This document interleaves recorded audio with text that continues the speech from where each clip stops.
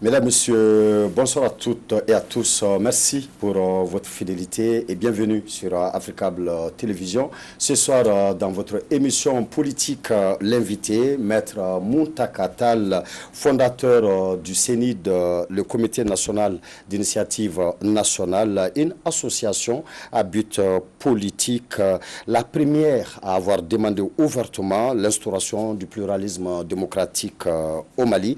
Et à ce titre, Maître Tall a personnellement conduit les premières marches pour la démocratie plurielle au Mali. À la chute du parti unique, Maître Tall crée encore le CENID, cette fois-ci parti politique se définissant Congrès national d'initiative démocratique dont il est le président. À 35 ans, il est troisième à l'issue du premier tour de la présidentielle malienne de 1992 avec 11,41% des voix après Alpha Omar Konaré et Mamadou Tchéoulé Konaté.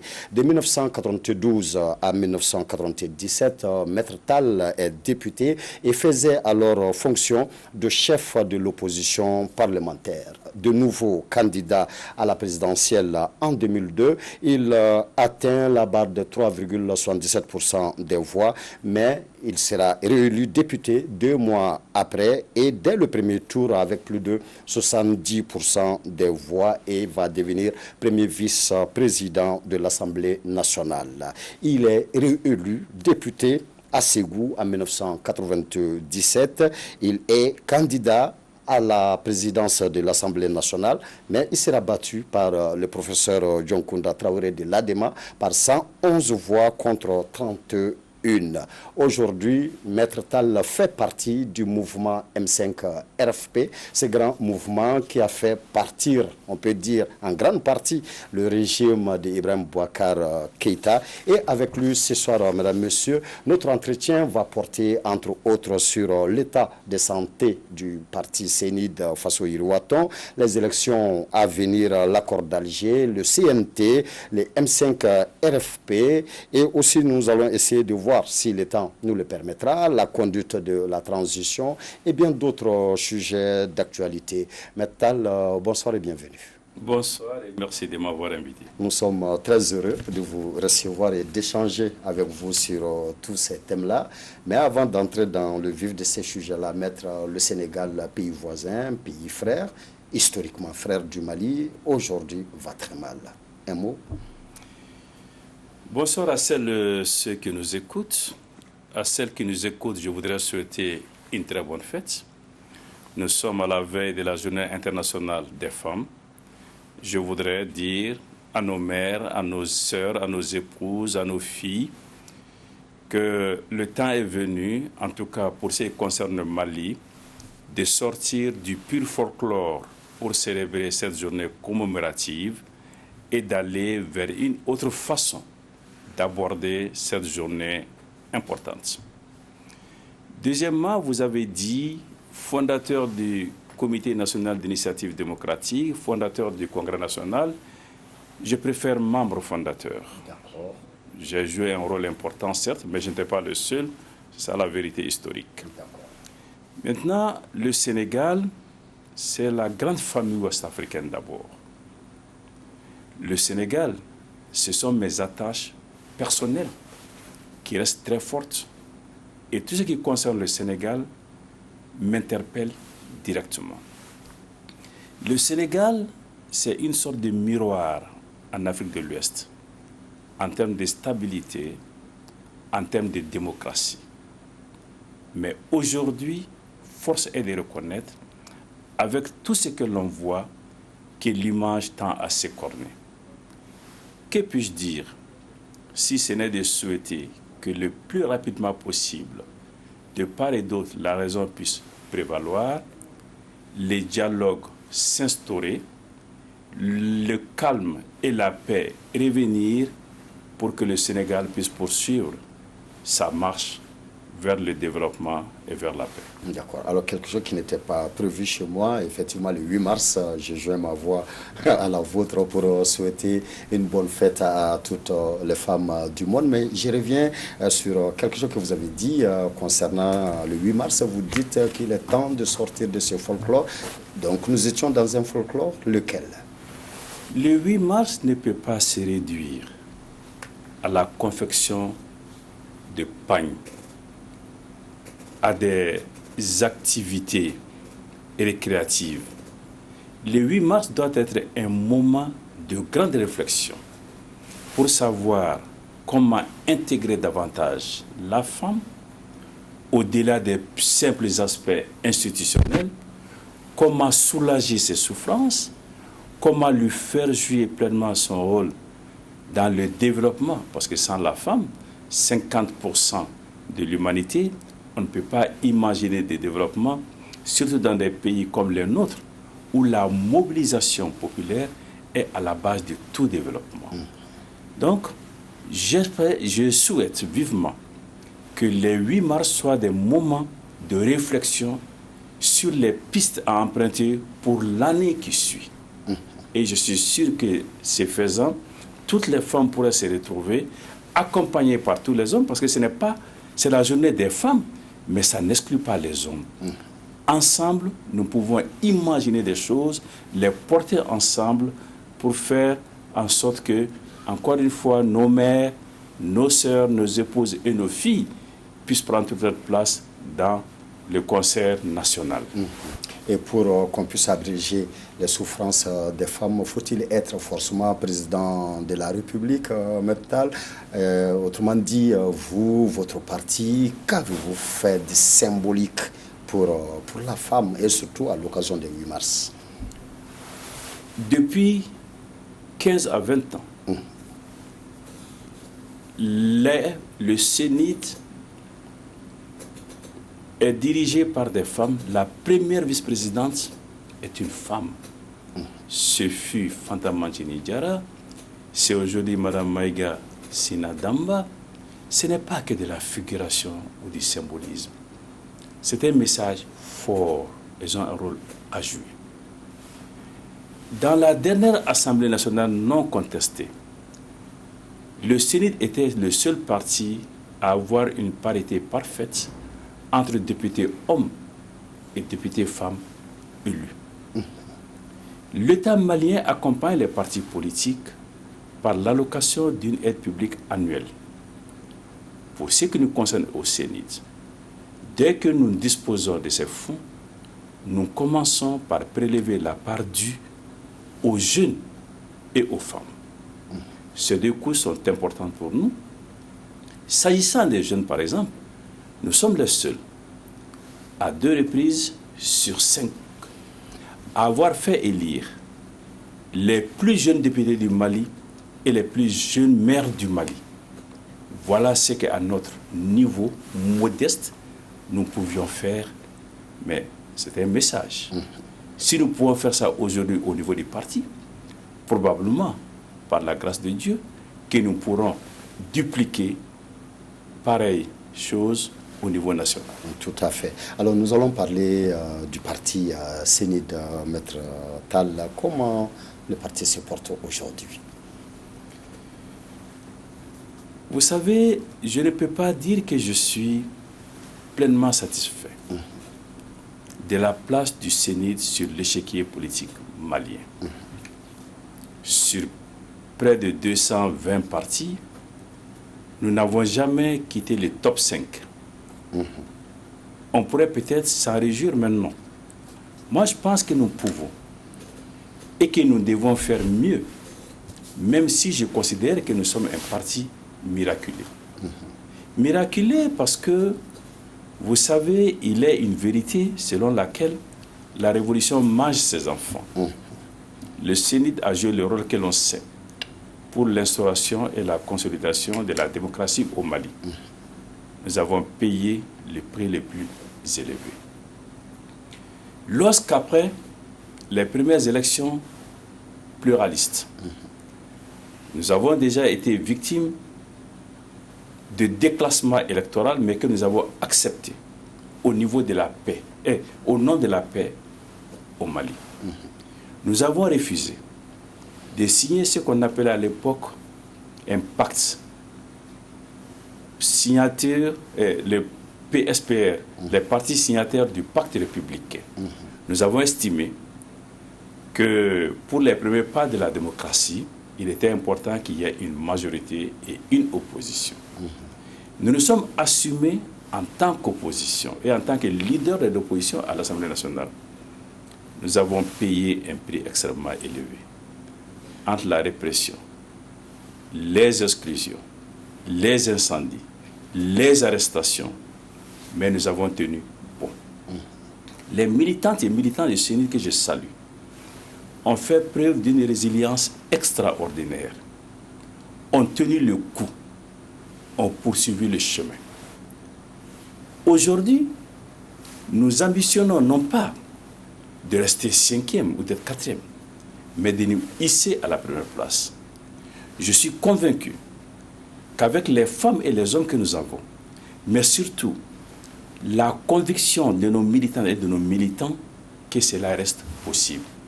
Nous ne sommes pas de doux rêveurs. Nous y avons été très proches hier, et en nous saignant la ceinture, en retroussant nos manches, nous pourrons y arriver, Inch'Allah. Et pendant que vous saluez les militantes et les militants du parti Maître, est-ce que vous pourriez nous parler des grandes figures sur l'échiquier politique malien aujourd'hui qui étaient au début justement du Congrès national? Vous savez... Et s'il y a la possibilité d'une union entre vous un jour? Le CENID, ça a été une fantastique aventure. Le Mali vivait sous un régime de partis uniques et constitutionnels. Il y avait différentes initiatives pour y mettre un terme ou en tout cas amener le régime à s'assouplir. Mais beaucoup de ces initiatives se passaient ou en dehors du territoire national ou dans la clandestinité. Le CENID, quelle a été sa plus-value? Ça a été de dire la clandestinité a des acquis sans doute, mais a des limites certaines. Ça se passe entre quelques intellectuels, quelquefois sur le bord du Rhin, pas sur ceux du Niger. Le CENID a donc dit il faut y aller, assumer de façon ouverte son opposition au parti unique, mettre en place un mouvement d'opposition à visage découvert et aller vers la conquête du multipartisme et de la démocratie au Mali. Nous n'étions pas sûrs d'être entendus à l'époque. Les challenges étaient loin d'être assumés dès l'abord. Certains nous ont traités de doux rêveurs, d'autres de suicidaires. Il y a eu d'autres qualificatifs peu amènes que je ne voudrais pas citer. Je me rappelle que lors de notre première sortie officielle, je me suis rendu devant le ministère de l'Éducation nationale à la place de la Liberté. Nous sommes à quelle date?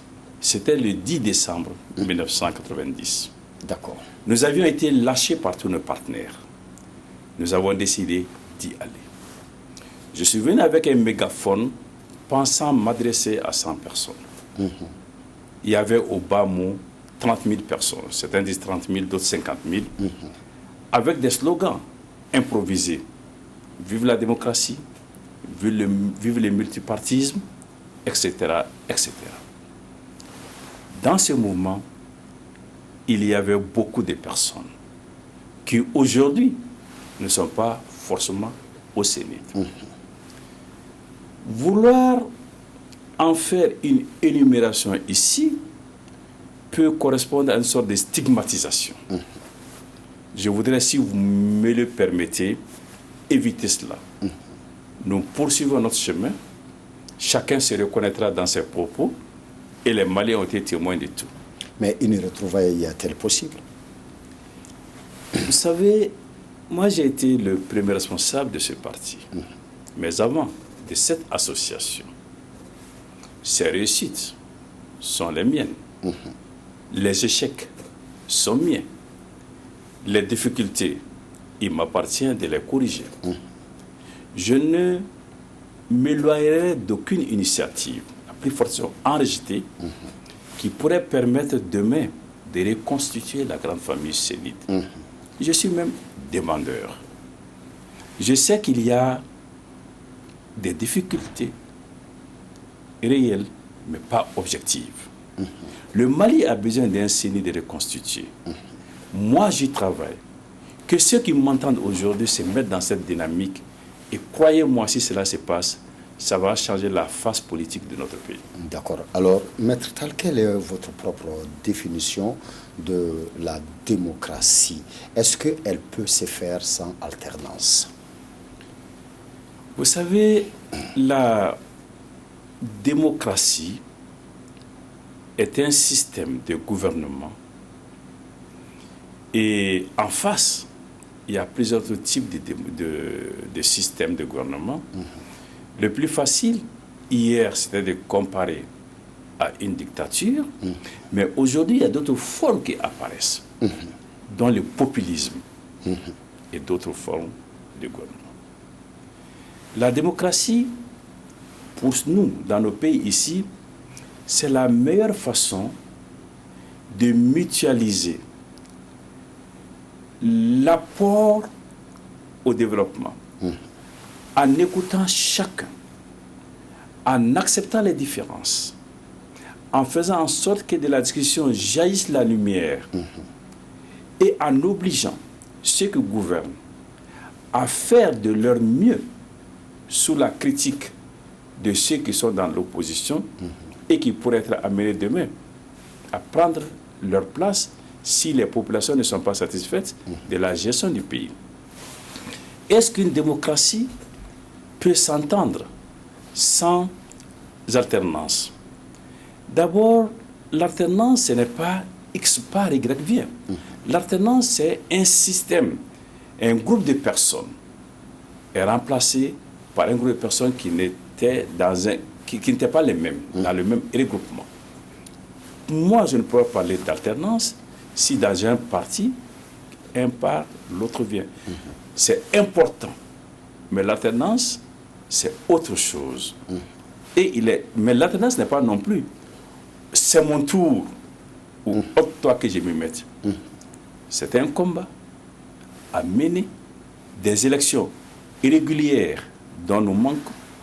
Je suis bien placé pour dire, je l'ai toujours dit, que le Mali jamais n'a connu une élection régulière de 1991 à aujourd'hui, que sur la base d'une élection régulière, dont les résultats pour ce qui concerne le Mali ne seront pas dictés par 3 facteurs que je regrette. Lesquels? Au Mali, une élection, c'est combien d'argent tu disposes, quelle est ta fortune, quels sont tes soutiens dans l'administration pour installer un bureau de vote au bon endroit, donner la carte d'électeur à qui on veut, modifier comme on veut les résultats électoraux. Et dans une mesure très moindre, le coefficient personnel du candidat ou le poids des partis politiques. Il faudrait sortir de cela. Coefficient personnel du candidat. Expliquez-nous cela. Vous savez, une élection, ce sont des candidatures. Ce sont des visions portées par des femmes et des hommes. Mais ces femmes et des hommes doivent avoir des qualités intrinsèques. Ils doivent exposer un programme. Ils doivent participer à des débats. Ils doivent avoir une ambition connue pour le pays, mais ils doivent aussi avoir un parcours. C'est tout cela mis ensemble qui forme le coefficient personnel de tel ou tel candidat. Mais ce coefficient personnel, pour nous, ne compte quasiment pas. Tout s'est passé hier avec les t-shirts, les casquettes et les thés. Ça se passe aujourd'hui avec les espèces sonnantes et trébuchantes, avec la fraude dans les arrière-cours et dans les arrière-boutiques. Mais il faudrait que nous en sortions. Nous en parlerons certainement. C'est pourquoi nous demandons aujourd'hui une refonte, non pas de la seule loi électorale, mais du système électoral au Mali, pour qu'enfin l'élu soit le choix du peuple malien. D'accord. Nous allons toujours progresser au niveau de la démocratie et au niveau du parti. Et parlons de la démocratie au sein du parti CENID, Maître Tall. Pour notre génération, pour celles qui nous suivent, les hommes politiques de votre génération, vous êtes tous comme des présidents fondateurs de partis politiques parce que vous êtes président de vos partis depuis toujours.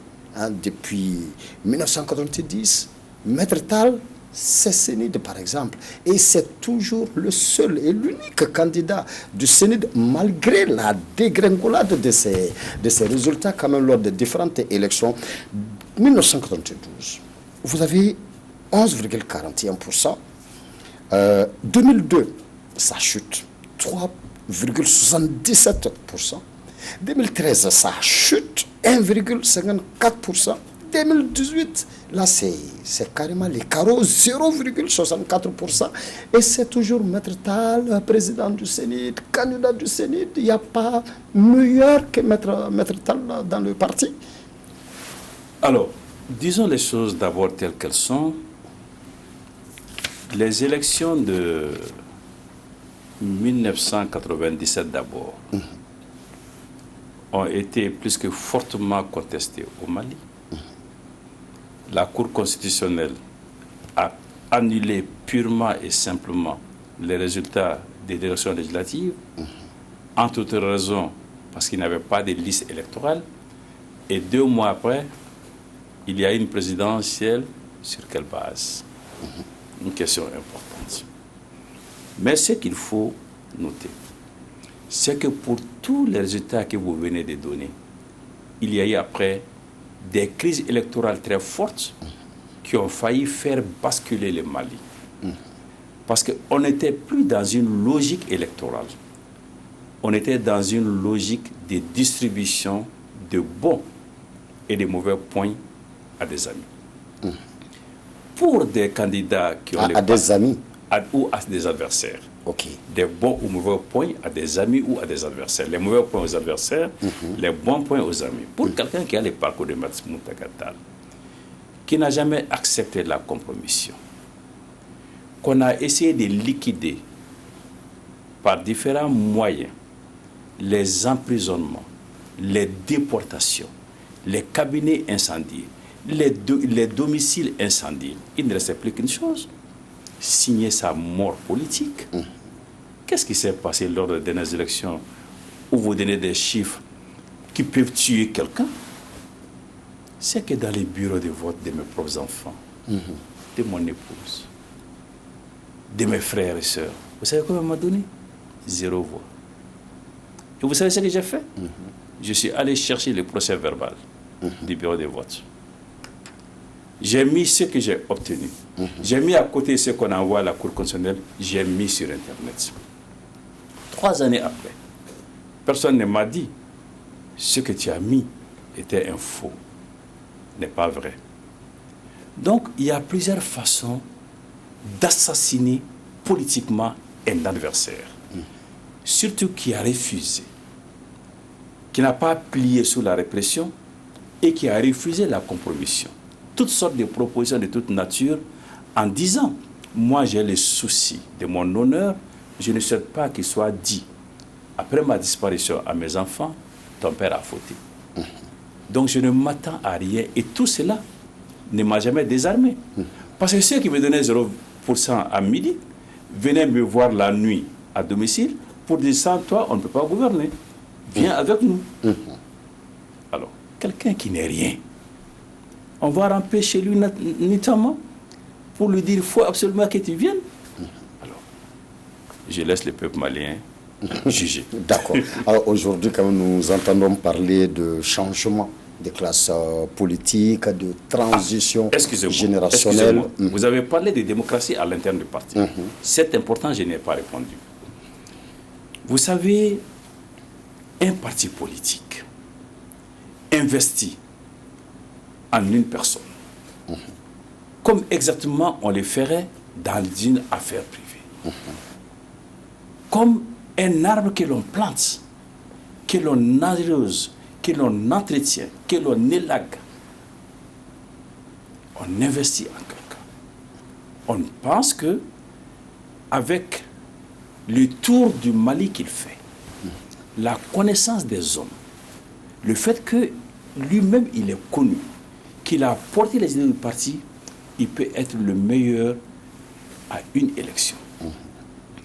Et vous venez demander, et pour cela, des gens de plus grande valeur peut-être acceptent de s'effacer pour dire investissons en lui, croyons en lui et réunissons-nous autour de lui.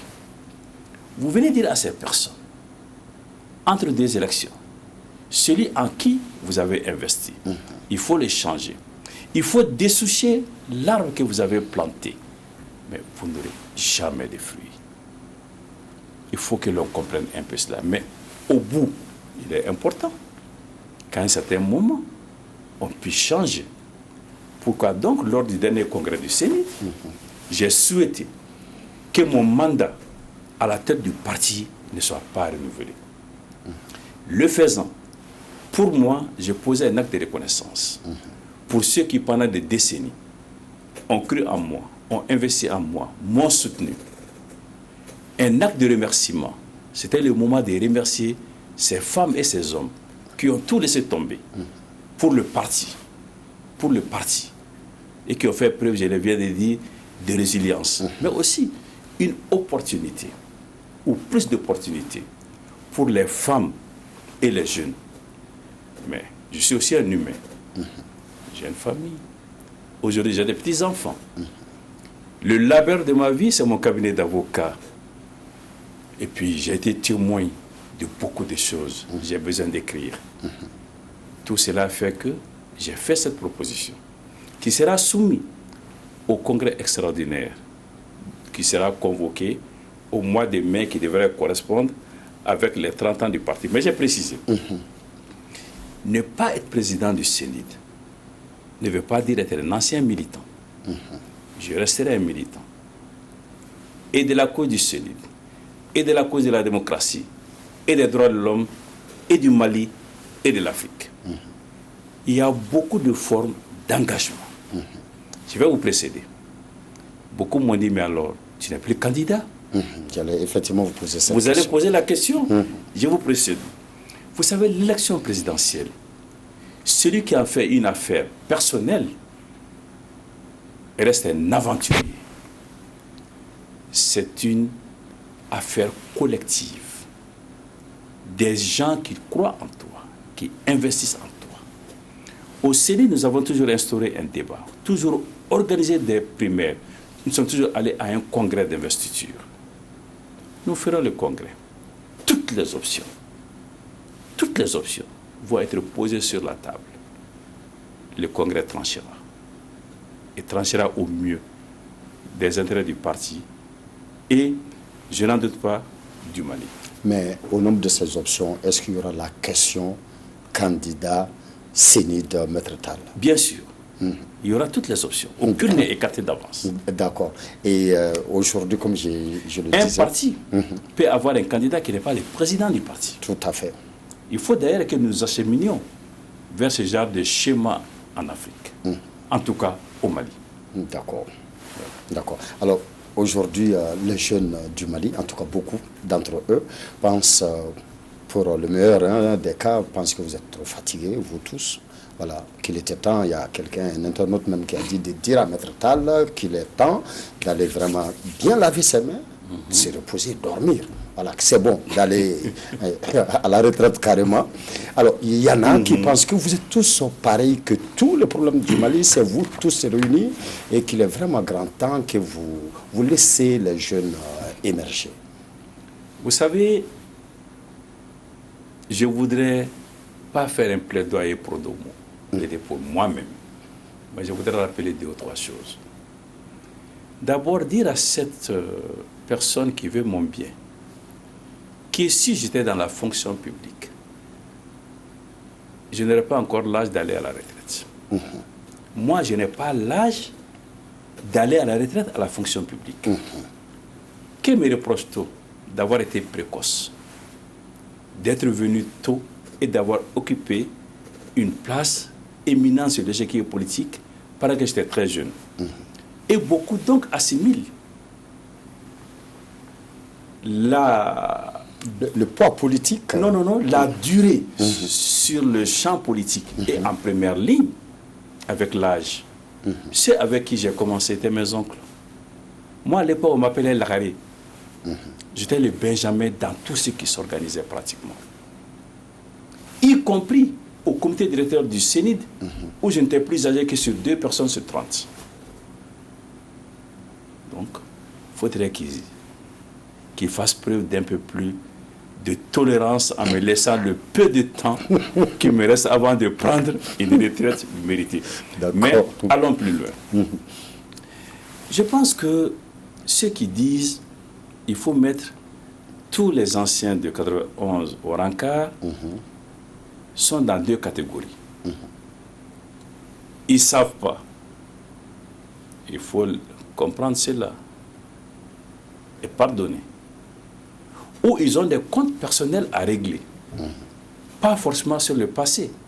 Mais pour se faire une place, il faut éliminer ceux qui gênent.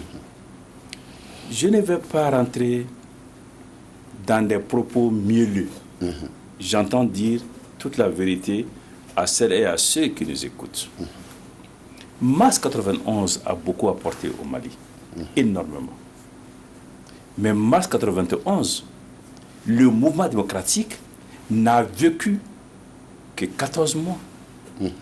Jusqu'au 8 juin 1992, date à laquelle un président issu d'un parti a prêté serment et a été investi dans ses fonctions. Tout ce qui s'est passé après relève en ce moment des différents régimes issus d'élections, même si, je l'ai dit, elles n'ont jamais été démocratiques réelles, mais formellement organisées avec quelqu'un qui est désigné. Je reconnais que beaucoup parmi ces équipes dirigeantes ont déçu. Ils sont allés jusqu'à réprimer de la manière la plus violente ceux de leurs camarades qui leur ont dit « ça ne doit pas se passer de cette façon ». Je viens de dire ce qui s'est passé. Alors, il faudrait au Mali que nous sortions de cette logique de dire « ils sont tous mauvais ». Et que nous ayons le courage de dire qui a fait quoi, en bien et en mal. Avoir le courage de donner les noms et de citer des faits précis. Pourquoi? Quand vous dites tout le monde est coupable, mais vous ne demanderez des comptes à personne. Vous disculpez tout le monde. Mais à toute une classe, le compte est demandé. Non. À toute une classe, toute une génération. On ne peut pas demander de compte à toute une génération. Et ça, je vais vous dire pourquoi. Il y a 3 choses qu'il nous faut éviter dans notre pays si on veut avancer. 3 oppositions, pour ne pas dire 3 conflits. D'accord. Le premier, c'est le conflit générationnel, tel que vous venez de l'énoncer. Génération 91 à la casse sans distinction. Moi, je voudrais dire que nous sommes au Mali. Moi, je ne connais pas de famille dans laquelle il n'y a pas des aînés, des cadets et des enfants. Si cette famille existe, elle tend à disparaître. C'est-à-dire, elle va disparaître. Bien sûr. Et elle ne sera pas... Elle n'aura la considération de personne. Et je ne connais personne qui, en sortant de chez lui, dit à son papa, vieux monsieur de 70 ans, il est temps que tu débarrasses le plancher, que tu meurs, parce que tu es vieux.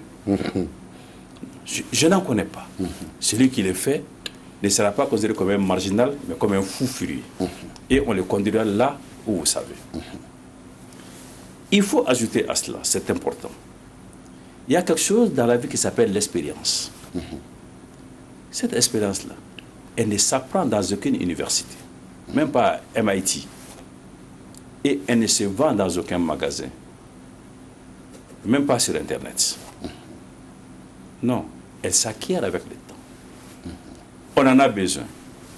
Mais il ne suffit pas. Il faut la force et la vigueur des plus jeunes. C'est tout cela qu'il faut mettre ensemble si on veut bâtir quelque chose de solide. Il ne faudrait pas accepter cette querelle générationnelle parce que beaucoup ne savent pas qu'à l'exception de Ibrahim Boubacar Keïta et de Diongounda Traoré, le Mali n'a connu que des présidents jeunes. Tout à fait. Moussa Traoré a 32 ans. Amadou Toumani Touré, je peux me tromper d'un an ou de quelques mois, 44 ans. Alpha Omar Konaré, 46 ans. Modibo Keïta, il fallait commencer par Modibo Keïta. Modibo Keïta, 44 ans. Voilà ce qui s'est passé dans notre pays. Donc, les jeunes ont pris leur place. Je termine sur un point. Être jeune, par essence, n'est ni une qualité, ni un défaut. Il y a du bien et du mauvais chez les anciens, chez les aînés, chez les cadets comme chez les jeunes. Moi, j'ai observé ce qui s'est passé dans ce pays ces 30 dernières années. Le pire qui nous est arrivé ces 7 dernières années par la faute d'une bande de jeunes associés à quelques généraux qui ont plongé le pays là où il est aujourd'hui. Je parlais d'opposition générationnelle à éviter. La seconde opposition à éviter, c'est celle factice entre la société civile et la classe politique. Il faut savoir au Mali qu'après le régime de Modibo Keïta, qui était un régime doctrinaire, il fallait être moulé dans une doctrine assumée, pleinement assumée, pour pouvoir être aux responsabilités. Je ne porte pas de jugement de valeur.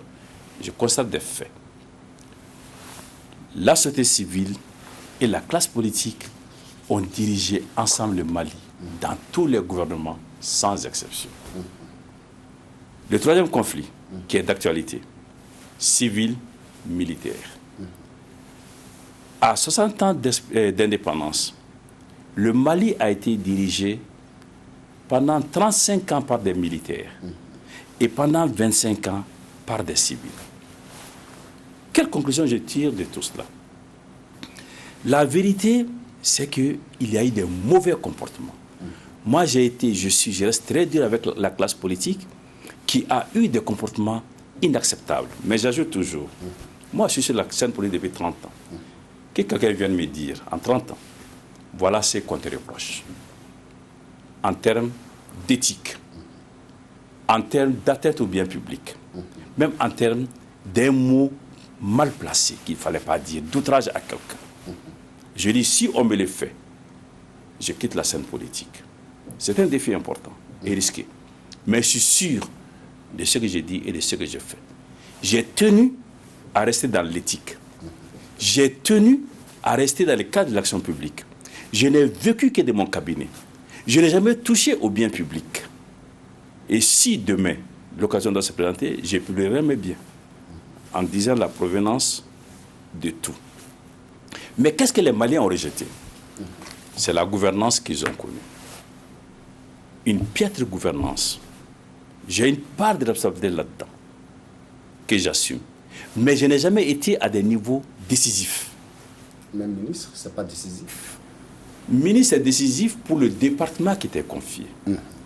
Et là aussi, j'ai été le seul ministre au Mali, jusqu'à ce jour, à publier un bilan à la fin de mes différentes missions ministérielles.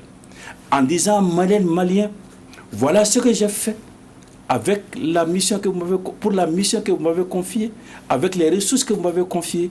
Voilà mon bilan, c'est à vous de l'apprécier. Mais pourquoi le parti n'a pas fait ça pour les autres ministres du parti qui ont été dans d'autres gouvernements avant vous? Vous savez, on apprend avec le temps. Moi, j'ai été le dernier du parti à occuper une fonction ministérielle.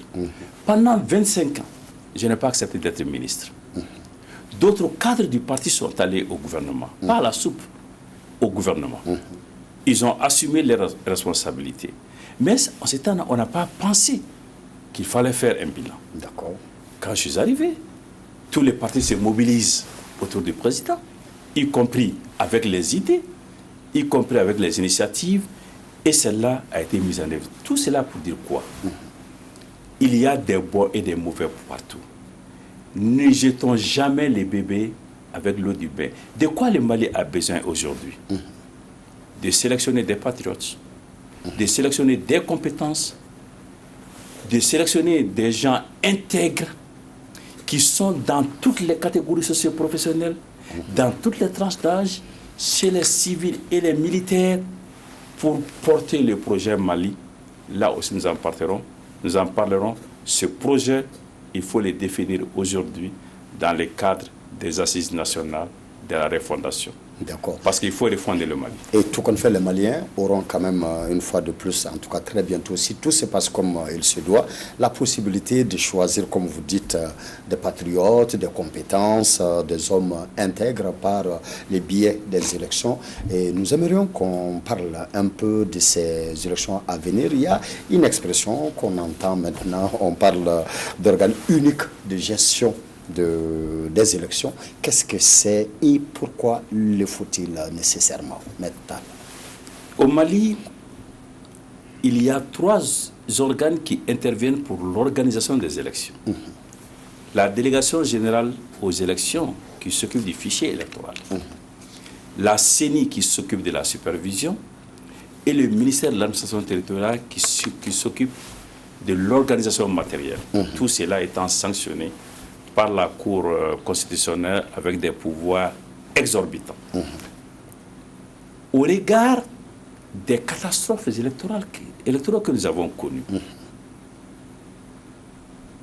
du fait que tous nos problèmes pratiquement viennent de ces questions, les Maliens se sont dit, à tous les niveaux,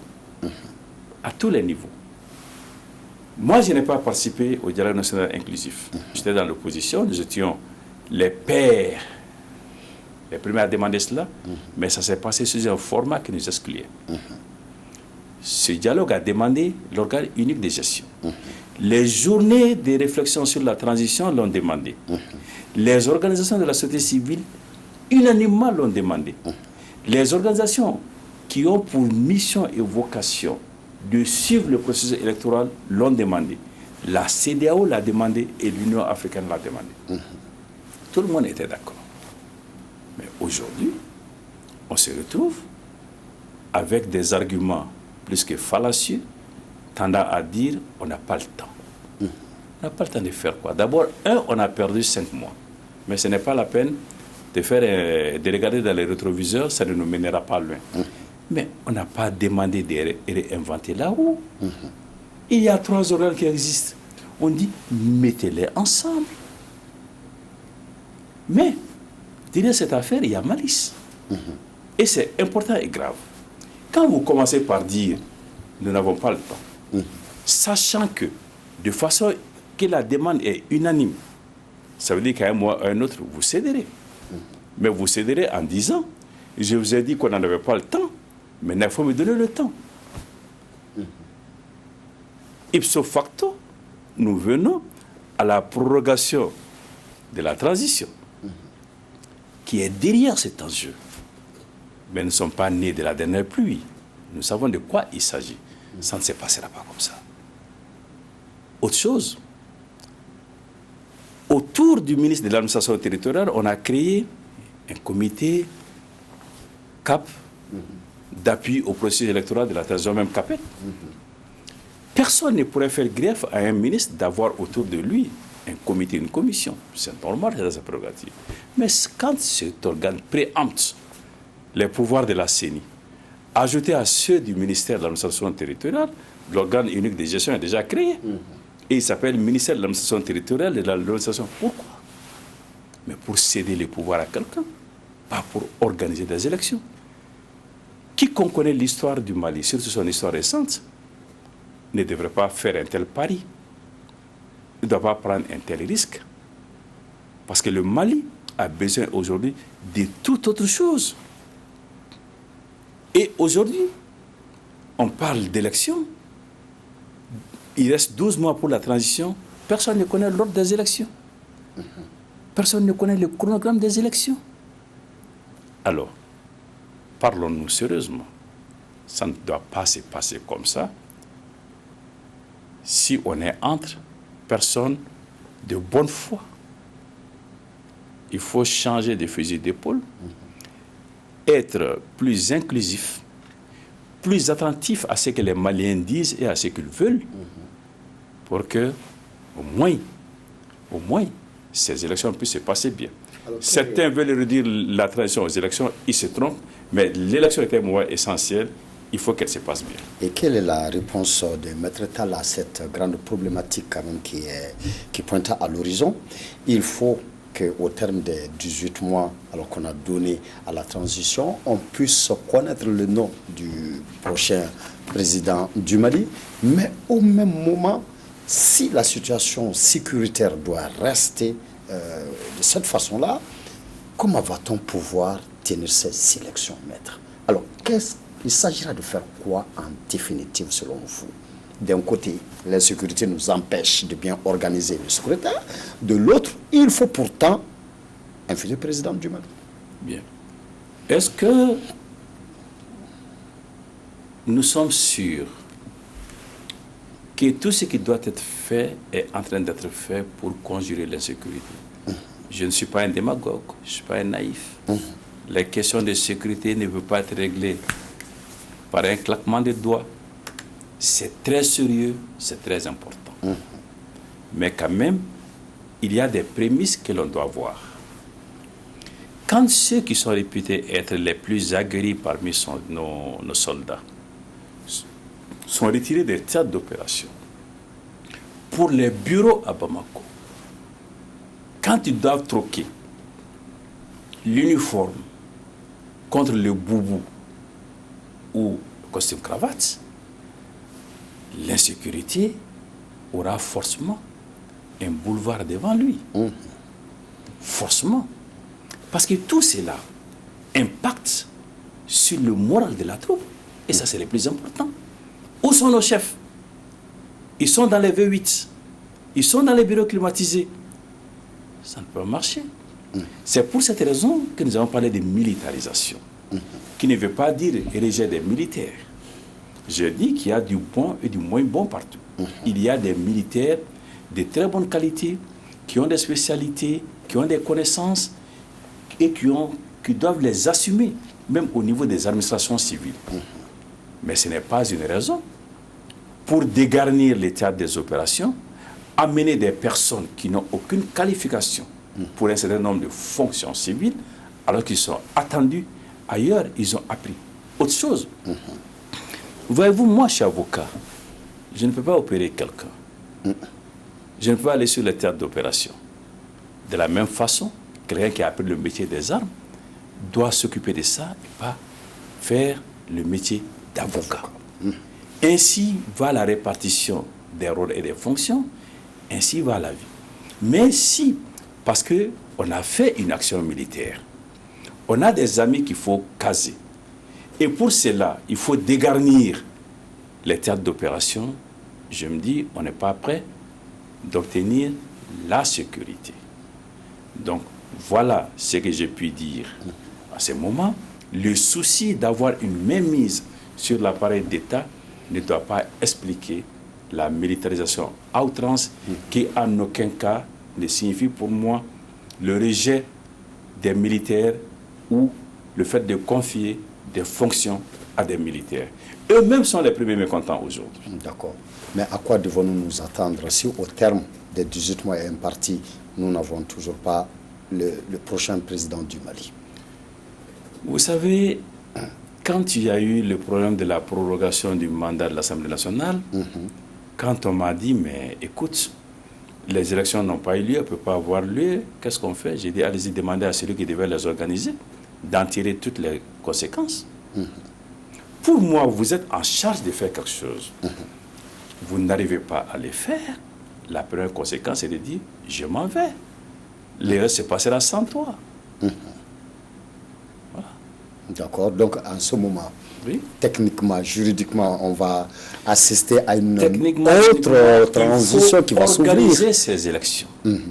Il faut faire une transition inclusive, faire appel à toutes les compétences nationales aller vers les assises nationales de la refondation qui définira les tâches, qui définira le chronogramme et qui permettra d'avoir une visibilité sur les femmes et les hommes capables de refonder le Mali et de porter le changement. Mais par contre, maître, il y a quand même une pratique au niveau du FSD, au niveau du M5 qui empêche d'une manière ou d'une autre toute inclusivité. Vous avez souligné tantôt les DENI, vous étiez initiateur, vous étiez prêt à y aller, mais la forme ne vous convenait pas.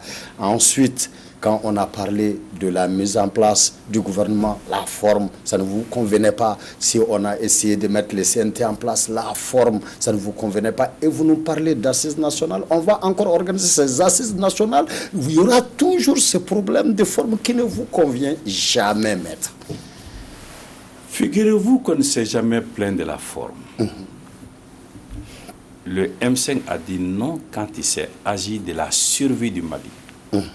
En tant que nation, en tant que république, en tant que démocratie. Nous avons dit qu'ils ne pourront pas transiger sur ces questions. Parce que ce ne serait qu'une façon de différer les problèmes qui vont s'aggraver avec le temps. Après le 18 août, que n'a-t-on fait au niveau du M5 auprès du CNSP pour que, ensemble, les acteurs du changement prennent en charge les changements, mais sans jamais exclure d'autres personnes capables d'apporter une plus-value. Il faut être objectif. Nous avons combattu le régime de IBK. Moi, je n'ai jamais dit que personne dans ce régime n'était bon. J'avais le propos que ceux qui étaient bons, qui n'auraient rien à se reprocher, montent dans la barque et que nous puissions traverser le fleuve de la transition ensemble. Mais que s'est-il passé? Quand nous avons constaté qu'au lieu de parler du Mali, on parlait du poste. Au lieu de parler d'action gouvernementale, on parlait de distribution des ministères. Nous avons dit, attention, s'agit-il de construire le Mali ou de s'assurer une carrière? On a dit non. Vous savez, la charte de la transition, la feuille de route, c'est élaboré par le M5. Nous voulions contribuer. On a pris nos documents, sont allés les charcuter, ajouter ce qu'ils voulaient, enlever ce qu'ils voulaient pour venir les présenter aux Maliens. On nous a dit d'aller aux journées de concertation dans ces conditions. Nous y sommes allés. On nous a dit, instaurons un dialogue pour la mise en place des organes de la transition. Nous y sommes allés, sachant qu'on fraudait avec nous, qu'on trichait, qu'on n'était pas tout à fait loyaux. Mais nous avons tout accepté. Le CNT, nous avons eu une discussion franche. Nous avons dit que ce n'est pas comme ça que ça doit se passer. Ils l'ont fait comme ils le voulaient, dans l'illégalité et dans l'illégitimité. Au nom de quoi devrons-nous accepter ce que nous avons combattu? Le non-respect de la loi, de l'état de droit, la prise en compte de l'intérêt général au détriment de l'intérêt personnel. On devait venir cautionner cela. Mais de quoi aurions-nous défendu le Mali? Non. Et c'est le goulot d'étranglement. Le Mali ou les personnes? Le M5 dit le Mali. D'accord. Quand on regarde la forme des choses au niveau de la mise en place du président, au niveau de la mise en place du vice-président, alors des choses avaient été reprochées en son temps. Mais maintenant, on parle du CNT. On a une fois pris ici un membre du CNT qui se pose cette question-là. Pourquoi on ne parle pas aujourd'hui du président de la transition, on ne parle pas du vice-président de la transition, mais plutôt une requête en cours contre le CNT? Qu'est-ce qu'on reproche au juste à ce CNT? Pourquoi veut-on sa dissolution? Voyez-vous, vous venez d'accréditer la thèse de notre bonne foi. Le président, on n'a fait pas une affaire. Nous avions dit à l'époque, si on nous avait dit, vraiment, on veut que ce soit telle personne, voici ses qualités, voici les raisons pour lesquelles on veut, on se serait mis d'accord, sans difficulté. Pareil pour le Premier ministre. Mais c'est le petit jeu qui a entouré tout cela qui a gêné, qui n'était pas approprié pour ces niveaux de responsabilité et pour de tels responsables. Maintenant, vous-même, vous convenez que de ces choses-là, nous ne parlons pas. Aujourd'hui, nous parlons du CNT. Pourquoi? Parce que le CNT a été mis en place sur la base de 2 décrets. Un premier décret qui citait les 19 entités qui devaient en être membres. Un second décret qui fixait les quotas, les conditions de présentation des candidats et de retenue des candidats. Que s'est-il passé? Ces 19 entités qui devaient présenter des candidats se sont vues rouler dans la farine. Beaucoup parmi elles n'ont pas désigné des candidats, mais ont vu des candidats cooptés en leur nom. Quelques exemples, rapidement. Vous êtes de la presse, vous. La presse devait désigner 4 personnes. Mais selon les procédures arrêtées, elle devait proposer 8 noms. Elle l'a fait. Sur les 8, on a pris 2. On a mis 6 de côté. Mais puisque la presse devait avoir 4, il y a 4 personnes aujourd'hui qui représentent la presse, qui n'ont été désignées par aucune entité fêtière de la presse. Les 2 là, d'où viennent-ils? Je ne les connais pas. Je ne dis pas qu'il faille qu'ils quittent le CNP. Et là, je vous une parenthèse pour dire que le problème pour nous, et moi qui vous parle, ce n'est pas d'être ou de ne pas être au CNT. Ce n'est pas que j'ai quelqu'un à y placer ou que la présence de quelqu'un d'autre me gêne. Je ne suis pas candidat au CNT. C'est très clair. Je n'ai rien ni contre le président ni contre les autres membres. Mais j'ai quelque chose contre la violation de la loi. Je viens de vous dire ce qui s'est passé pour la presse, qui m'entend, que quelqu'un demande demain. Au-delà, moi j'ai entendu, j'ai lu, j'ai copié des communiqués de l'ADEMA, de l'URD, du RPM, de YELAMA, de ADP Maliba et d'autres partis politiques qui ont dit, nous, on a désigné personne. Mais il y a des gens de ces partis au CNT qui les a désignés, qui allaient les chercher. Et beaucoup parmi ces personnes ont dit, en tout cas, moi, je n'ai même pas déposé de dossier, hein. On est venu me chercher. Je crois en ce qu'ils disent. Je ne leur jette pas la pierre, mais ça ne devait pas se passer comme ça. Quand on accepte que le CNT soit ainsi désigné, je parle de l'armée aussi qui a droit à 22, les forces de défense et de sécurité, il n'y en a pas 22 aujourd'hui au niveau du CNT qui a complété. Et de quelle façon? Et de quelle façon? Quelqu'un ne peut pas venir au CNT pour dire, moi je suis expert en géologie, je viens à cette île. Non, tu viens avec ton grade, ton galon, ton corps et tout le reste. C'est ça l'esprit du texte. Donc nous avons dit, si ça se met en place ainsi, sur la base de coteries, de copinage, ça ne remplira jamais son rôle. Et ce rôle-là est important. Donc il faudrait simplement qu'on dise à ceux qui ont fait ça, revenez à la normale, appliquez les textes que vous-même avez adoptés, et puis, calas. Nous avons saisi la Cour suprême. La procédure est en cours.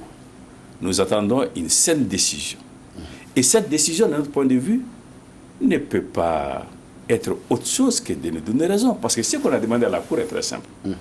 Demander un tableau avec les noms des entités. La personne qui a donné les noms, les lettres avec les demandes de noms, les noms et les personnes qui ont été désignées, et la vérité jaillira. Aussi simple que ça. D'accord. Alors maintenant, nous allons parler du M5 RFP. Nous avons l'impression qu'il y a 2 grandes phases dans l'histoire M5.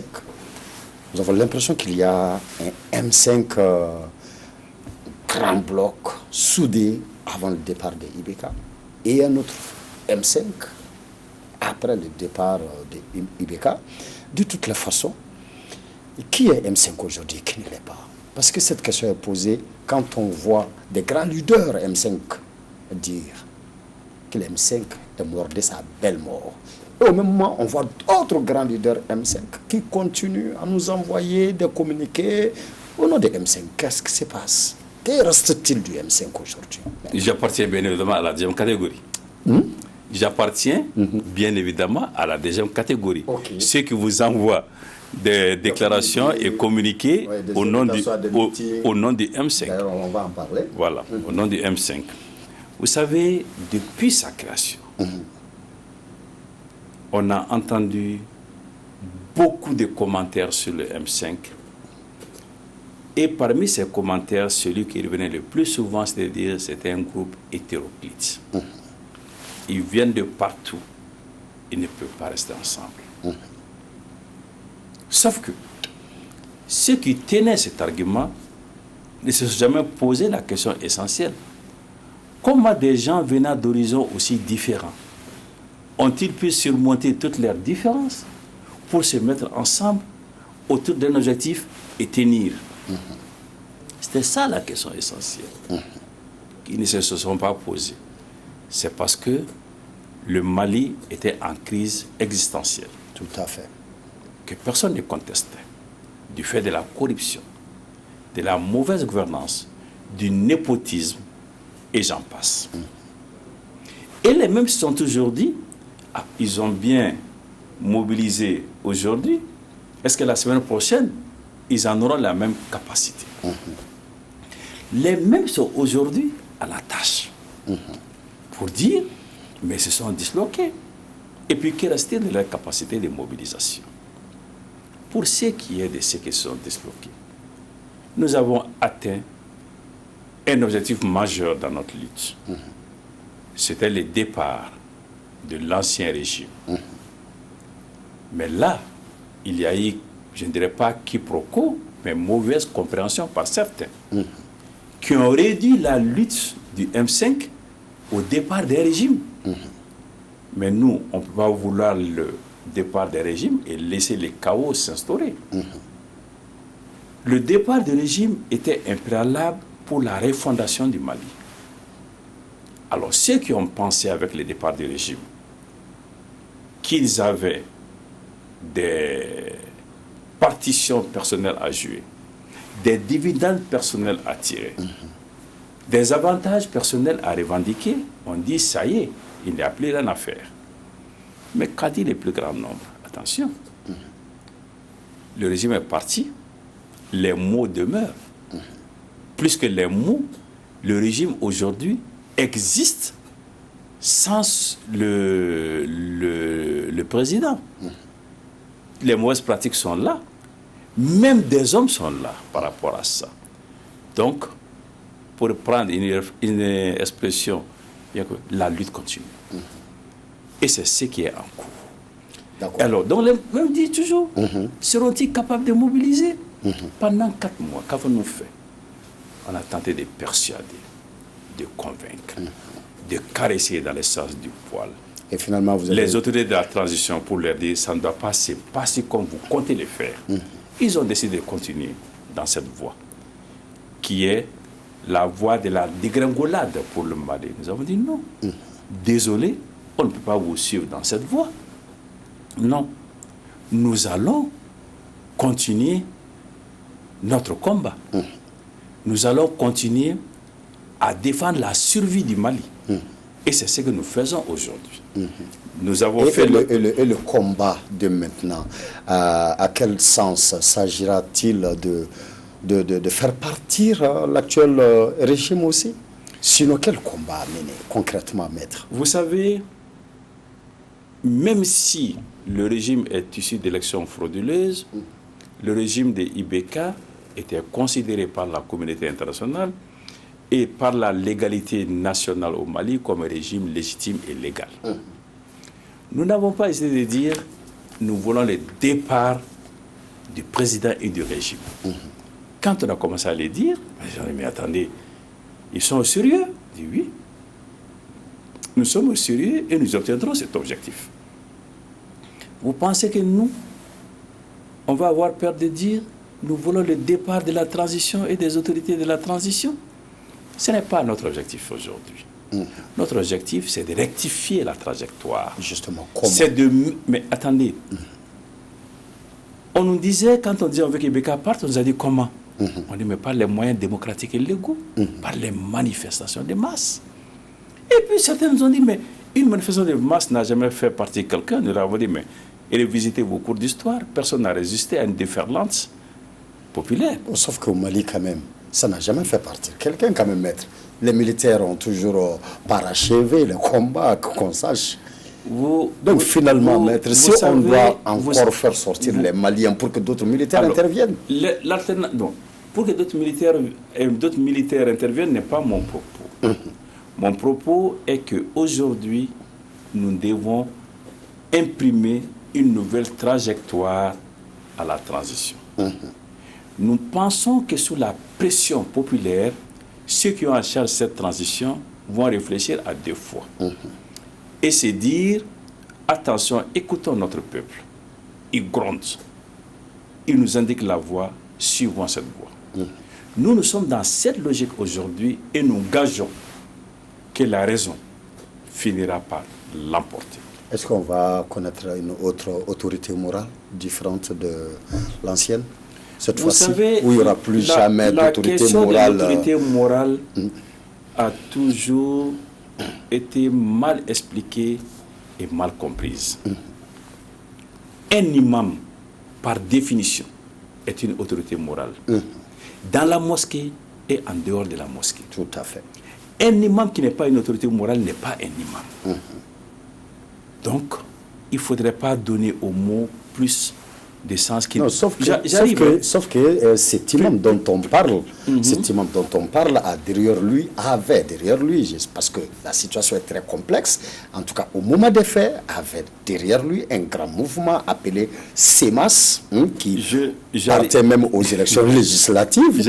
Et cet imam est l'imam, à ma connaissance, qui savait drainer à l'époque le maximum de Maliens sur la place publique. Pourquoi ça n'a pas été un autre imam? Pourquoi Je vous entends très bien et je vais m'efforcer de vous répondre. J'ai dit l'autorité morale, tout imam est autorité morale. Deuxièmement, l'autorité morale n'a jamais été l'autorité politique chez nous. L'autorité politique, c'était le comité stratégique. Nous l'avons dit à tous nos partenaires, à tous nos interlocuteurs. Et figurez-vous, l'imam lui-même le disait à ses interlocuteurs et à ses partenaires. Maintenant, je dis, il faut toujours éviter de confondre le message avec les messagers. Le message que portait le M5 ne pouvait manquer de rassembler les foules que vous avez vues. Parce que les Maliens avaient eu conscience des risques énormes qu'ils encouraient et souffraient des injustices qu'ils subissaient. Ça, c'était le message. Il y avait les messagers. Le comité stratégique, quelques leaders, dont l'imam. Moi, je ne suis pas dans la logique de minimiser quelques apports que ce soit. Parce qu'il a fallu une confluence. Il a fallu que tout cela se mette ensemble pour que nous puissions obtenir le premier résultat que nous avons obtenu.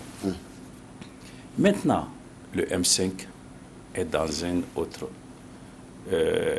moment de son existence. Nous avons dit que nous allons rectifier la transition. Plaise à Dieu que nous y réussissions avec l'écoute attentive de tous et le soutien des Maliens.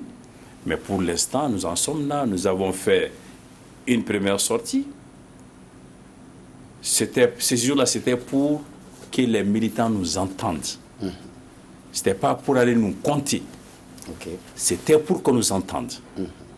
Vous avez vu le déploiement irraisonné de force devant le palais de la culture, dont les portes avaient été closes. Je ne reviens pas sur ces péripéties qui ne sont à la gloire de personne. Sauf du M5 qui a réussi à mobiliser malgré tout. Avant-hier ou hier, nous étions en assemblée générale, cette fois-ci pour écouter les responsables des entités. Pas pour réunir du monde, mais écouter les responsables des entités. Nous les avons écoutés. Nous les avons même entendus. Nous allons nous réunir pour tirer les enseignements et les conséquences de ce qu'ils nous ont dit. Voilà où nous en sommes aujourd'hui. Le M5, en conclusion, vit sa belle vie. D'accord. et un mot, maître, sur le mémorandum de l'imam Dicko. Vous savez, ce mémorandum, il va en pleuvoir ces temps-ci, beaucoup, tous ceux qui ont des ambitions pour le Mali, je ne dis pas pour le personnel, pour le Mali, vont devoir s'exprimer. Chacun donnera le nom qu'il veut ou le mode d'expression, mais ça va se ramener à ce genre de documents. J'en ai lu avant les mémorandums de l'imam Dicko, j'ai lu son mémorandum, j'en lirai après. Certainement. Voilà. Mais je n'ai pas d'appréciation personnelle à porter sur un projet de société d'une Malienne ou d'un Malien. D'accord. Alors, maître, aujourd'hui, plus que jamais, la question sur l'applicabilité de l'accord d'Alger est refait surface. Et les débats sont maintenant très, très houleux au sein de notre société, au sein de l'opinion nationale et même internationale. Alors, il y a d'un côté les partisans de la relecture de l'accord et de l'autre l'application et même accélérée de cet accord-là. Et le tout à un moment où nous avons en face de nous de nouveaux acteurs qui sèment l'insécurité des chaos partout. Alors, quelle est votre réflexion, votre lecture de cette situation-là?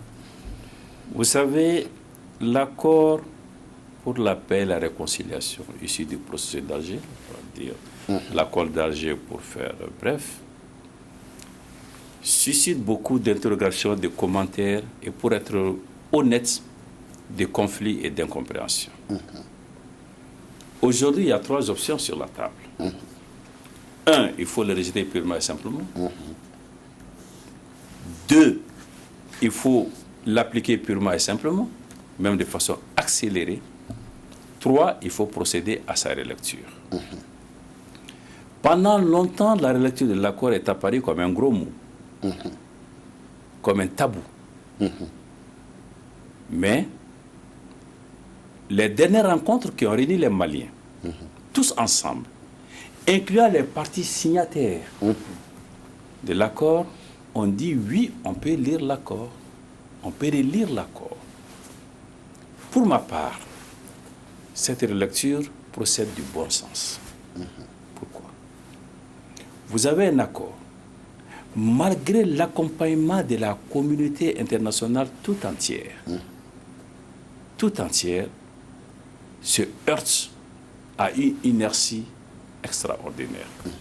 Le seul constat sur lequel tout le monde est d'accord, c'est de dire la mise en œuvre de l'accord est bloquée, ça n'avance pas. Mon cher dit ça. Prenez votre véhicule pour aller dans une localité que nous connaissons tous les deux, Ségou. Tombez en panne dans la faille. Sortez et dites, il faut que je parte, il faut que je parte, il faut que je parte. Mais vous le direz jusqu'à satiété, la voiture ne partira pas. Il faudrait que vous souleviez le couvercle du moteur, cherchez à savoir si c'est un problème de batterie, ou si vous êtes en pleine sèche, par négligence, ou s'il y a autre chose. Si par moi-même je peux en ces moments, régler, ou si je dois appeler quelqu'un d'autre. Vous rentrez et vous partez. Si vous pouvez régler la panne par vous-même, tant mieux, sinon vous appelez quelqu'un. Mais cela ne se passe pas avec l'accord. L'accord n'avance pas. Personne ne se dit pourquoi l'accord n'avance pas. Il faudrait qu'entre parties de bonne foi, parce qu'il faut le rappeler, c'est important. L'accord d'Alger n'est pas un traité international, c'est un accord intermalien. Il faut qu'entre Maliens, on soit d'abord de bonne foi. Que nous privilégions notre pays par rapport à tout autre soutien qu'on peut avoir. Et c'est comme ça d'ailleurs que les autres vont nous respecter. Et que l'on puisse se dire en ce moment, qu'est-ce qui cale? Qu'est-ce qui bloque? Quelles sont les dispositions qui nous empêchent d'avancer? Mettons-les sur la table. Est-ce qu'on peut les remplacer par d'autres? Est-ce qu'on doit juste mieux les expliquer parce qu'elles ne sont pas bien comprises? Et c'est par là et par là seulement qu'on peut lever les goulots d'étranglement et les blocages et avancer avec l'accord. Qui, encore une fois, beaucoup de gens disent, c'est la vérité, qui n'est pas un accord de paix, figé dans les marbres, mais qui est censé à créer les conditions pour la paix et la réconciliation pour les Maliens. Maintenant, beaucoup de gens reprochent beaucoup de choses. Il faut donner les explications. Il faut corriger les imperfections. Il faut biffer ce qui est inacceptable. Moi, ma crainte, par exemple, C'est ce que j'appelle l'armée ethnicisée. Quel que soit le nom que l'on va donner à ce qui est en cours aujourd'hui, moi je n'accepterai pas, je ne souhaiterais pas que l'armée qui va être stationnée à Ségou soit composée essentiellement d'autochtones de Ségou, de personnes ethniquement rattachées à Ségou. Je n'aurai plus une armée nationale. Je veux une armée nationale. Mais qu'est-ce qu'on peut trouver comme moyen d'intégrer ceux qui doivent être intégrés sans pour autant que nous soyons dans une armée ethnicisée? Comment peut-on faire qu'il n'y ait pas de deux catégories de Maliens et même deux Mali? Ce qui est les prémices de la partition. Qu'est-ce qu'on peut faire aujourd'hui pour que les présidents des régions, qui sont en même temps le chef de l'exécutif et le chef du législatif, ne soient pas des potentats locaux? On a un tel schéma nulle part ailleurs. Nous connaissons des États fédérés, nous connaissons des États décentralisés, nous connaissons des États régionalisés. Mais faire du président de l'exécutif le président du législatif, c'est pour aboutir à quoi? C'est des questions qu'il faut juste poser. Et entre personnes de bonne foi, essayer de trouver les solutions et avancer dans le cadre de la relecture. Et maître, vous êtes homme de droit, vous êtes avocat politique. Nous nous en voudrions bien de vous laisser partir sans quand même voir deux grandes notions avec vous. Le respect de l'état de droit aujourd'hui au Mali. Je fais allusion à l'affaire dite du complot contre le gouvernement et je fais aussi allusion à l'affaire des démolitions. Qu'est-ce que les démolitions dans la zone aéroportière, je veux dire? Alors, que pensez-vous de ces deux faits-là aujourd'hui? L'état de droit, c'est la suggestion du droit et de l'État à sa propre légalité. L'État conçoit des lois, les fait voter, mais la première obligation, c'est qu'elle doit s'appliquer ces lois à lui-même. Sinon, c'est l'arbitraire. Tout à fait. Alors, vous posez deux problèmes. Le premier, c'est cette affaire pendante aujourd'hui devant la justice. Il y a un volet sur lequel je suis libre de me prononcer. C'est les conditions dans lesquelles les arrestations ont été opérées. Nous avons dit au M5, moi je l'ai dit, je le répète, ce sont des arrestations extrajudiciaires. Ça ne peut pas se passer comme ça. Ça ne doit pas se passer comme ça.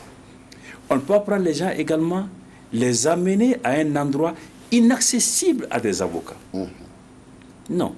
Nos textes disent qu'il faut que les avocats soient présents dès la première minute. Tout cela ne s'est pas passé. Je pense que c'est un gros souci pour le respect de l'état de droit. Pour le surplus. L'affaire est pendante aujourd'hui devant la Cour suprême après le pourvoi du procureur de la République. Ce que nous autres, nous n'avons vraiment pas compris, nous Maliens qui ne sommes pas hommes de droit, on entend que les gens sont libérés 2 ou 3 heures après, qu'on les a encore réprimés. Nous n'avons absolument honnêtement, rien compris. il y a eu un excès d'optimisme des avocats, de certains avocats. Il n'y a pas eu d'explication suffisante, mais aussi il y a la technicité du problème. C'est que dans certaines matières, le pourvoi en cassation est suspensif. En justice, quand tu n'es pas d'accord avec les premiers jugements, tu fais appel, tu vas devant la cour d'appel. Quand tu n'es pas d'accord avec la cour d'appel, tu vas devant la Cour suprême. Mais dès que la Cour d'appel aura une décision, même si tu n'es pas d'accord, elle s'applique. Sauf dans certaines matières énumérées par la loi. Il y a les statuts personnels, les mariages, les divorces ou autres. Il y a la matière immobilière. Il y a cette matière qui est en cours aujourd'hui. Donc, moi, je vais laisser la Cour se prononcer. D'accord. En toute... S'agissant maintenant des démolitions, selon moi, leur caractère sélectif est gênant. Leur caractère sélectif est gênant. L'État doit être d'égale distance avec tous ses citoyens et les traiter d'égale façon. C'est gênant. Ça ne veut pas dire allez tout casser. Non. 2, on ne casse pas sans un certain nombre de précautions prescrites par la loi. On prévient dans des délais, par des procédures appropriées. Sans cela, on est en faute. Troisièmement, on est allé s'attaquer aux plus faibles alors que c'est l'État, à travers ses représentants, qui leur a donné quand même des parchemins. Tout à fait. Moi, je suis gêné de voir que le pauvre monsieur qui n'a pu construire que un petit lopin, un petit magasin chez lui, soit victime pendant que celui qui lui a donné les papiers n'est pas interrogé. J'ai entendu des explications de hautes autorités, mais franchement, c'était au ras des pâquerettes. Ce n'était pas convaincant. C'est regrettable. Enfin, qu'on soit dans son bon droit ou pas, quand l'État agit, il y a toujours des mesures d'accompagnement que je n'ai pas vues, qui me gênent. Je termine. Cette affaire a commencé avec 9000 mètres carrés. J'étais député. J'ai interpellé le gouvernement. J'ai dit, mais qu'est-ce que tu fais avec 9000 hectares? Ce n'est pas raisonnable, mon Dieu. Il revient à des proportions réelles. On a fait un long débat à l'Assemblée. Je n'étais pas majoritaire. Je n'ai pas gagné le débat à l'Assemblée, mais j'avais gagné le débat d'opinion. Ils sont revenus à 7000 hectares. Donc, à la suite de cette interpellation, on a réduit, on a enlevé 2000 hectares, on revenait à 7000 au lieu de 9000. Mais aujourd'hui, 7000, c'est énorme. C'est ça aussi la vérité. Qu'est-ce qu'on fait de tout cela? On va prendre avec les pauvres pour spéculer là-dessus? Ou qu'est-ce que l'on compte faire? C'est là où les bas blessent. L'injustice. L'injustice, l'injustice. Mais au-delà, je ne sais pas de quoi demain sera fait. Mais cet aéroport, il est dépassé. Il faut délocaliser. Il est en centre-ville aujourd'hui. Si un État n'a pas d'ambition pour dire je travaille pour les 20 années à venir, il y a un problème. Voilà ce que je pouvais répondre. D'accord.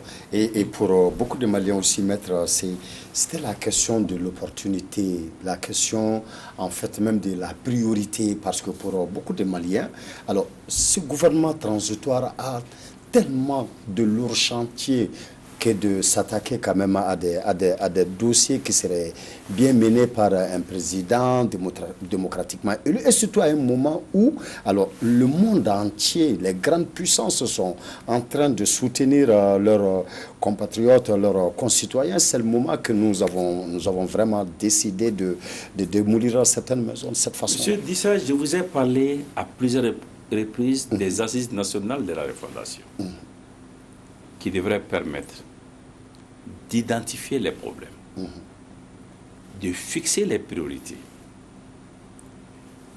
d'arrêter les tâches assignées à la transition, avec les voies et moyens pour arriver, et de demander de laisser les restes. Mais tout cela, il faudrait que les Maliens en conviennent. Pas dans un forum de plus, il y en a eu beaucoup. Mais le forum de la refondation a quelque chose de particulier, c'est pour changer, prendre en charge le changement et faire en sorte que pour un laps de temps, on s'accorde sur ce qu'il convient de faire. Mais tant qu'on ne fera pas cela, on va rester dans les pilotages à vue. Pourquoi donc, même le programme d'action du gouvernement de transition, je ne me suis jamais prononcé sur cette question, parce que discuter devant le CNT dans les conditions que l'on sait, le moment aujourd'hui, il faut aller à ces assises nationales de la refondation. On y parlera de la gouvernance, on y parlera de la laïcité, on y parlera des relations, de la faille de la gouvernance et tant d'autres choses. Mais aussi de la lutte contre la corruption. Parce que ceux qui ont mis ce pays dans l'état dans lequel on le sait, narguent aujourd'hui les Maliens. Aucun acte n'a été posé. L'État, comment on appelle ça, continue à vivre comme si il n'y a pas de problème dans ce pays. Les injustices continuent. Aucune visibilité sur ce qu'on vient de faire. L'État vit des prêts hebdomadaires sur les marchés internationaux. Mais tout cela, c'est balayé soulever la moquette, mettre la saleté pour celui qui va venir dans la chambre après. On ne construit pas une nation de cette façon. Il y a d'autres façons de faire. Parlons-en et convenons-en dans le cadre des assises nationales de la refondation. Et maître, une dernière question. Qu'en est-il aujourd'hui des rapports, des relations M5 et communauté internationale, pour ne pas dire CEDEAO exactement?